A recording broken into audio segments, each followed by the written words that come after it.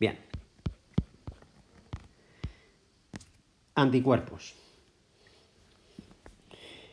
Reacción antígeno-anticuerpo. ¿Qué es lo que ocurre? Pues si tenemos un antígeno y un anticuerpo, pues se unen. Y esa unión es reversible. Evidentemente no hay un enlace covalente que una las dos cosas, son todo fuerzas débiles. Por lo tanto, existe, como pone aquí, un equilibrio químico entre las formas separadas y la unión de ambos elementos. Esta reacción tiene las siguientes características. 1. Es específica, como hemos dicho. El anticuerpo solamente se puede unir a un único epitopo. ¿De acuerdo? Rapidez. La velocidad con la que ocurre esta reacción es de milisegundos, es súper rápido. Ese reconocimiento es llegar y unirse directamente. Está limitado solo por la difusión de ambas sustancias. Espontáneo. Esa unión no requiere ningún tipo de energía. Se reconoce, o sea, si encajan como una llave y una cerradura, pues se unen y ya está. Y evidentemente, como hemos dicho, por el equilibrio químico es reversible. ¿De acuerdo? Cuando los dos están juntos, forman lo que se llama el complejo antígeno-anticuerpo. Y evidentemente va a tener que ver también con la temperatura, el pH, concentración de las cosas que tengamos aquí, antígeno y anticuerpo, etc. ¿Vale? Estos 4 puntos parecen realmente una chorrada, pero es que han preguntado un montón de veces características de la reacción antígeno-anticuerpo y la gente se ha ido a contestar los efectos, que es lo que viene después. Y claro, lo ha cagado. Así que no me la caguéis. Si preguntan características de la reacción antígeno-anticuerpo, decís estas 4 tonterías y ya está. Escribís esta reacción y apañaos. Bien, efectos. ¿Qué es lo que hace realmente un anticuerpo cuando se une al malo? Vamos a decirlo así. Primero lo neutraliza. Puede neutralizarlo. ¿Qué es eso de la neutralización? Pues fijaros que todos los patógenos primero necesitan adherirse a un sitio, a un tejido, a una célula para producir la infección. Si tú tapas esos reconocedores con anticuerpos, ese virus, esa bacteria, ya no puede unirse, ya no puede reconocer específicamente nada porque está cubierto de anticuerpos que no le dejan hacer su faena. ¿Vale? Después tenemos la aglutinación, que es esto que tenéis aquí. ¿Qué es lo que ocurre? Que como cada anticuerpo puede unirse a 2 epitopos distintos, pueden llegar a formar como una especie de entramado. ¿Vale? Hablamos de aglutinación cuando estamos hablando de antígenos celulares o precipitación para antígenos solubles. Es decir, cuando estos son cosas que están solubles pero empezamos a unirlas, aumentamos la masa molecular, dejan de ser solubles y precipitan. Y si estamos hablando de células, pues lo mismo, se va a producir un precipitado, pero en este caso, como esto ya no era una disolución, sino una dispersión coloidal, se le tiene que llamar diferente, aglutinación. Recordar, disolución es cuando tenemos una sal mineral, por ejemplo, disuelta.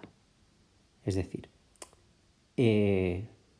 yo remuevo y aunque el agua pare, la sal no se va al fondo.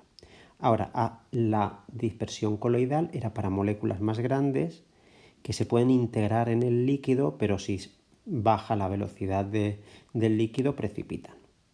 Por ejemplo, el típico colacao, que si lo dejamos el vaso de leche por ahí, pues al cabo del rato tenemos un pozo de cacao en la parte de abajo. Entonces, si algo está disuelto y deja de estarlo, precipitación. Si algo está en dispersión y cae por culpa de los anticuerpos, aglutinación. Después tenemos la activación del complemento que ya comentamos hace tiempo.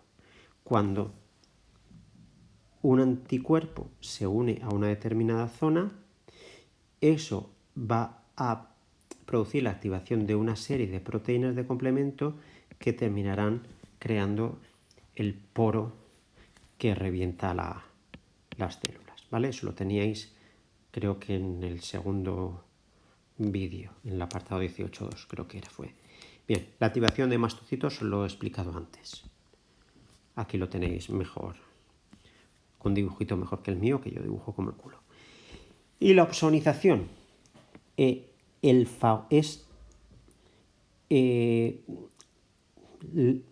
a ver, ¿cómo lo digo? La opsonización es el proceso por el cual se le da una guía a los fagocitos para comerse algo. Dicho de otra manera, el fagocito se va a comer algo mucho más rápido y mucho mejor si tiene un anticuerpo pegado. Porque es como la manera de decirle, que te tienes que comer esto y te lo tienes que comer rapidito, que esto es peligroso. ¿Vale? Eso es la opsonización, atracción de los fagocitos para comerse eso en concreto. Lo tenemos aquí. Esto sería el E, la ilustración del E, esto sería la ilustración del D y esto la del C. Y ya está. Ah, no, esto. Sí, esto quería meterlo también en este vídeo. Bueno. Citocinas, citoquinas, lo que os dije en el otro vídeo. Aquí vamos a poder poner Cs en varios sitios. Se pueden decir de las dos maneras. Citocinas es el conjunto de moléculas, normalmente de naturaleza proteica, que usan las células para comunicarse entre sí. Son células, ¿os acordáis de la comunicación endocrina, paracrina y autocrina? Pues estaba yo creo que en el tema 9, creo recordar. Endocrina es a larga distancia, comunicación de hormonas a larga distancia, paracrina a corta distancia y autocrina sobre ti mismo. Bien, pues estas moléculas tienen una función hormonal, pero una función paracrina, no endocrina. Es decir, van a afectar a las células cercanas, incluso también autocrina. Se autoactivan muchas veces ellas mismas. Digamos que el conjunto de estas moléculas, que son un montón, porque interleuquinas, que si la IL1, IL3, IL7, IL12, hay un mogollón distintas. Después, factores de crecimiento celular también hay algunos. Quimiocinas hay varios. Factores de necrosis tumoral está el alfa, el beta, el gamma, interferón también hay unos cuantos. Digamos que todo este tipo de moléculas, según la combinación en la que se segreguen, la concentración, la combinación de ellas, se genera una especie de lenguaje celular. Son las moléculas que van a emplear todos los elementos del sistema inmunológico y los tejidos para comunicarse entre sí en esta batalla. ¿Vale? Algo se ha caído. Bueno, las interleucinas son los principales mensajeros liberados por los leucocitos. Yo os digo que hay de muchos tipos. Factores de crecimiento celular también se van a segregar por leucocitos, aunque también hay otras células, y lo que van a hacer es estimular la proliferación y diferenciación celular. Por ejemplo, va un linfocito a una batalla y suelta todos estos factores de crecimiento para que empiecen a dividirse los basófilos, los neutrófilos y que todos empiecen a producir más y más células para tener más soldados en la batalla. Después tenemos las quimiocinas, que sirven fundamentalmente para llamar a la gente, para que la gente venga a la batalla. Atraen por quimiotaxis a otros leucocitos. Por ejemplo, la histamina que segregaban los basófilos o los mastocitos. Después tenemos los factores de necrosis tumoral. Estimulan la reacción inflamatoria. Es decir, van a ayudar a una angiogénesis, es decir, que se creen vasos sanguíneos cerca de la zona, que esos vasos sanguíneos se dilaten, que aumente su permeabilidad, etc. Todo puesto en conjunto para facilitar esa respuesta. Y después tenemos los interferones que ya comentamos hace tiempo, que las sueltan las diferentes células si se sienten agredidas por un virus o por cualquier otra razón y alerta a las células de alrededor para que entren en cuarentena, por así decirlo. Ya las estuvimos explicando, ¿de acuerdo? Bien, hasta aquí.